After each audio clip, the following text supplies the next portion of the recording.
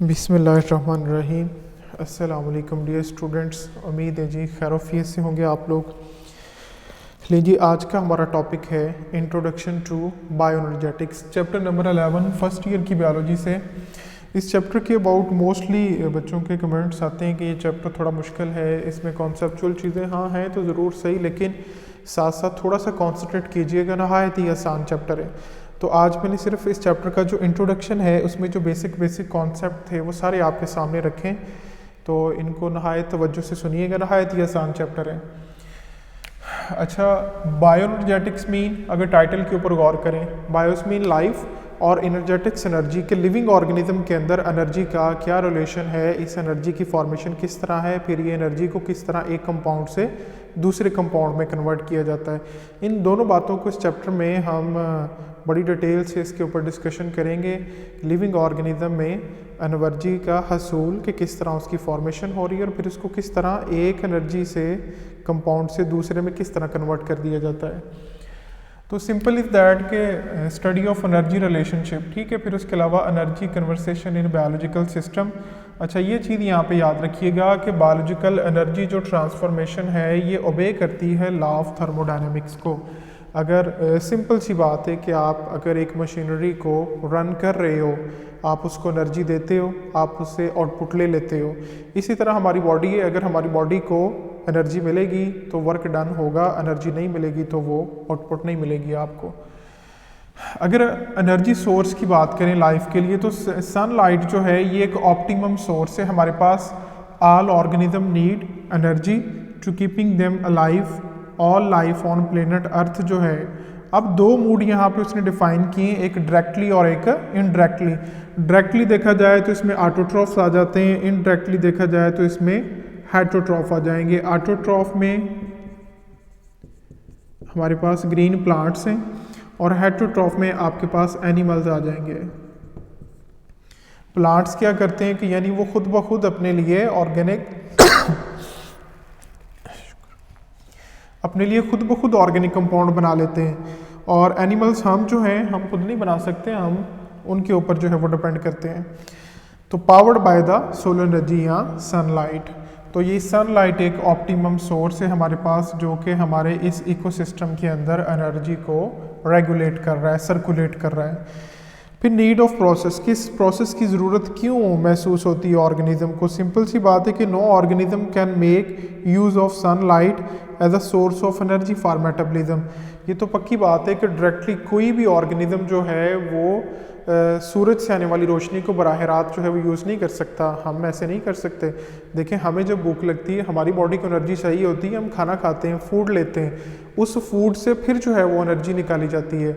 अगर हमें भी अल्लाह ताला ने प्लांट्स की तरह ऐसा कुछ सिस्टम रखा होता कि प्लांट्स अगर डायरेक्टली सनलाइट को यूज़ कर रहे हैं, उसको यूज़ करके अपने लिए एनर्जी, केमिकल एनर्जी बनाते हैं। प्लांट्स का तो simple is that, solar energy लेते हैं, कन्वर्ट करते हैं किस में? केमिकल एनर्जी में। हम ऐसे नहीं कर सकते। हमारा जो मोड ऑफ न्यूट्रिशन है, हम हेटरोट्रॉफ हैं, हमें प्लांट के ऊपर डिपेंड करना पड़ता है। अगर देखें हमें अल्लाह ताला ने ऐसा कुछ सिस्टम रखा होता तो हमें तो ये रोज़मर्रा के कामकाज की ज़रूरत ही ना होती, हम खाने पीने के लिए भाग दौड़ी ना करते। जिसको भूख लगी है, जाओ जी आप थोड़ी देर धूप में बैठ जाओ, आपको वो एनर्जी मिल जाएगी। नहीं, ऐसा नहीं है। ऑर्गेनिज्म, एनिमल्स के अंदर खास करके अल्लाह ताला ने ऐसा कुछ नहीं रखा।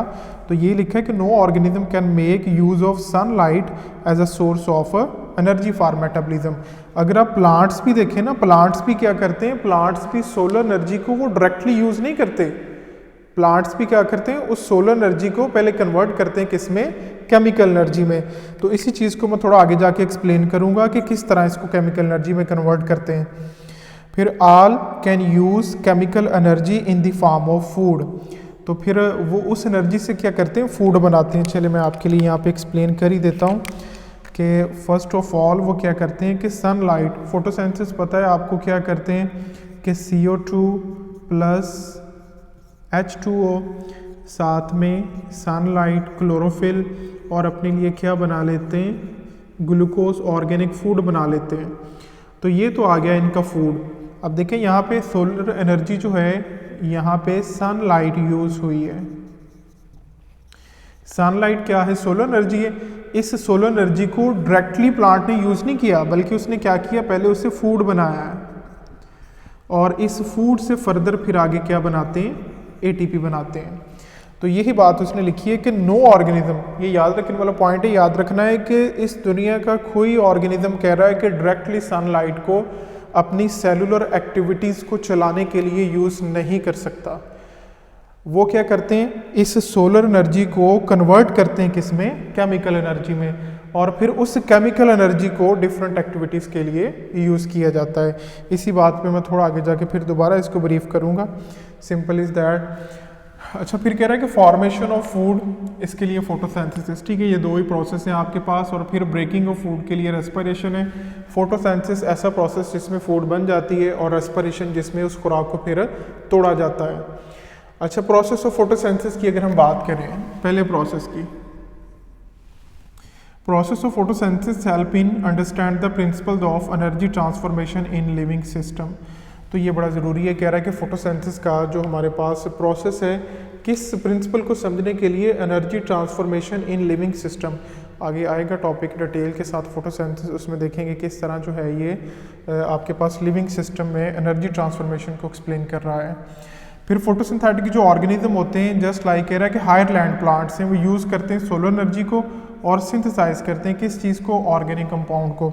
अच्छा, हम ऑर्गेनिक कंपाउंड किसे कहते हैं, जिसमें कार्बन हाइड्रोजन इकट्ठे पाए जाएं, वो कंपाउंड क्या कहलाता है, ऑर्गेनिक कंपाउंड कहलाता है। याद रखें कि हम फूड उसी कंपोनेंट को, उसी इंग्रेडिएंट्स को कहेंगे जिसमें ऑर्गेनिक नेचर की ये दोनों कार्बन और ऑक्सीजन जो है वो मौजूद होगी। सिंपल इज दैट, जो ऑर्गेनिक होगा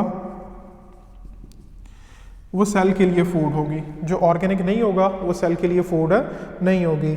अच्छा, एक चीज़ मैं यहाँ पे और आपको एक्सप्लेन कर दूँ, जस्ट लाइक आप कहते हैं ना वाटर, तो वाटर जो है ये इनऑर्गेनिक है, यानी वाटर के अंदर आप देखें तो हाइड्रोजन तो है लेकिन दूसरे एंड से कार्बन नहीं है। अगर आप ग्लूकोज देखें तो ग्लूकोज में कार्बन भी है और हाइड्रोजन भी है। तो पानी जो है वो सेल के लिए खुराक नहीं है, पानी को हम न्यूट्रिएंट्स के तौर पे ना, हाँ न्यूट्रिएंट्स कह सकते हो आप, यानी बॉडी न्यूट्रिएंट्स हम किस चीज़ को कहते हैं, बॉडी में जिनकी ज़रूरत होती है, यानी मेटाबॉलिज्म के लिए बॉडी को जिन इंग्रेडिएंट्स की ज़रूरत होती है, दीज आर द न्यूट्रिएंट्स। तो पानी भी एक ज़रूरियात है, तो ये भी डेफिनेटली न्यूट्रिएंट्स है। लेकिन मैं फूड तब तक उस कंपोनेंट, उस इंग्रेडिएंट को नहीं कहूँगा जब तक उसकी नेचर जो है वो ऑर्गेनिक नहीं होगी। तो ये बात याद रखनी है।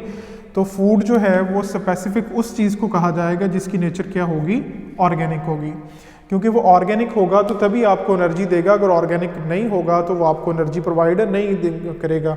पानी आप जितना मर्जी पी लो, वो कभी भी आपको एनर्जी प्रोवाइड नहीं करेगा। हाँ, वो एक अलग बात है कि पानी को आप स्प्लिटिंग के लिए यूज़ करते हैं। आपने पिछले किसी चैप्टर में पढ़ा था कि पानी को आप मैक्रोमोलिक्यूल्स को तोड़ने के लिए यूज़ कर सकते हैं। हाँ, वो उसका इनडायरेक्टली रोल है, डायरेक्टली रोल नहीं है। अच्छा, अगर क्लोरोप्लास्ट की बात करें तो कह रहा है कि क्लोरोप्लास्ट ऑफ प्लांट ये कैप्चर करता है सनलाइट को, एनर्जी को, और फिर उसको कन्वर्ट करते हैं किसके अंदर, केमिकल एनर्जी के अंदर। तो यही केमिकल एनर्जी, जैसे यहाँ मैंने आपको समझाया था कि सोलर एनर्जी तो थी, उसको बराह रास्त किस में कन्वर्ट कर लिया, फूड में। तो फूड क्या है आपके पास, वो एक केमिकल एनर्जी बन जाती है। फिर फोटोसिंथेसिस जो है as a energy capturing process है। अच्छा, इसके ऊपर शॉर्ट क्वेश्चन भी आ सकता है कि इसको ब्रीफ करें कि फोटोसिंथेसिस जो है ये किस तरह एक एनर्जी कैप्चरिंग प्रोसेस है। तो energy can be stored in organic compound, ठीक है, एनर्जी को किस में स्टोर किया जाता है, किसी भी ऑर्गेनिक कंपाउंड में, and these organic compound can be use to power the cellular process, ठीक है। अच्छा, इस चीज़ को मैं आपके लिए थोड़ा एक्सप्लेन कर देता हूँ। यहाँ पे देखिएगा ज़रा। अच्छा, आपके पास थी सोलर एनर्जी, मेरे ख्याल है यहाँ आपको नज़र नहीं आ रहा होगा, एक मिनट।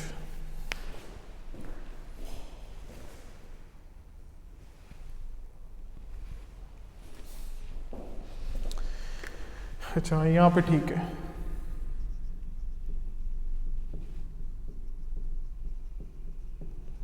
अच्छा, देखिए, इस सोलर एनर्जी से क्या बनाया जाता है, फूड बनाई जाती है। अच्छा, प्लांट्स क्या करते हैं, प्लांट्स कार्बोहाइड्रेट्स बना लेते हैं अपने लिए, ठीक है, और फिर इस फूड से फर्दर वो आगे क्या बनाते हैं, एटीपी बनाते हैं। आप देखिए सोलर एनर्जी डायरेक्टली उसको यूज़ नहीं किया, उससे क्या बनाया है, फूड बनाई है, कार्बोहाइड्रेट्स बनाए। तो ये उसने लिखा है कि energy can be stored in organic compound. तो यहाँ पे कार्बोहाइड्रेट्स, अच्छा ये भी याद रखें कि प्लांट डायरेक्टली कार्बोहाइड्रेट्स बनाते हैं, ना कि लिपिड्स बनाते हैं, ना प्रोटीन बनाते हैं, कोई दूसरा मॉलिक्यूल नहीं बनाते, बल्कि क्या बनाते हैं, कार्बोहाइड्रेट्स बनाते हैं। हाँ, तो फिर दूसरे मॉलिक्यूल्स किस तरह बनते हैं, वो अदर मेटाबॉलिक प्रोसेस हैं जिनसे फिर वो अपनी ज़रूरत के तहत प्रोटीन्स भी बनाते हैं, लिपिड्स भी बनाते हैं और दूसरे अदर कंपाउंड्स भी। तो ये याद रखें कि फोटोसिंथेसिस की जो प्रोडक्ट है वो क्या है, कार्बोहाइड्रेट्स है, ये ऑर्गेनिक कंपाउंड है। अच्छा, फिर ये प्रोसेस ऑफ रेस्पिरेशन जो है, ये तो चलिए हो गया कि एनर्जी को कैप्चर करने वाला प्रोसेस है फोटोसिंथेसिस के। फोटोसिंथेसिस की इक्वेशन सिंपल इज़ दैट, आपको पता है कि जब भी सोलर एनर्जी यूज़ होगी वो एंड प्रोडक्ट आपके पास जो है वो क्या आ जाएगा, ग्लूकोज आ जाएगी। अच्छा, उस ग्लूकोज को फिर फर्दर मज़ीद तोड़ के सेल अपने लिए क्या करता है, एनर्जी निकाल लेता है। तो एनर्जी को निकालने के लिए एक दूसरा प्रोसेस है जिसे हम रेस्पिरेशन का नाम देते हैं। सो photosynthesis is a energy capturing process, ठीक है। अच्छा, ये भी शॉर्ट क्वेश्चन आ सकता है कि फोटोसिंथेसिस जो है एनर्जी कैप्चरिंग, यहाँ पे मैं ब्रीफ कर चुका हूँ। फिर उसके अलावा अगर देखा जाए तो कह रहा है कि with the emergence of photosynthesis, जब फोटोसिंथेसिस एमर्ज हुआ तो फिर molecular oxygen begins to accumulate in the atmosphere. तो मॉलिक्यूलर ऑक्सीजन जो थी वो एटमॉस्फेयर के अंदर बनना शुरू हो गई। फिर presence of oxygen leads to the evolution of respiration, के रेस्पिरेशन जो थी उससे फिर, क्योंकि रेस्पिरेशन पहले तो एनारोबिक रेस्पिरेशन आपने पढ़ा था होती है, फिर एनारोबिक रेस्पिरेशन विदाउट ऑक्सीजन,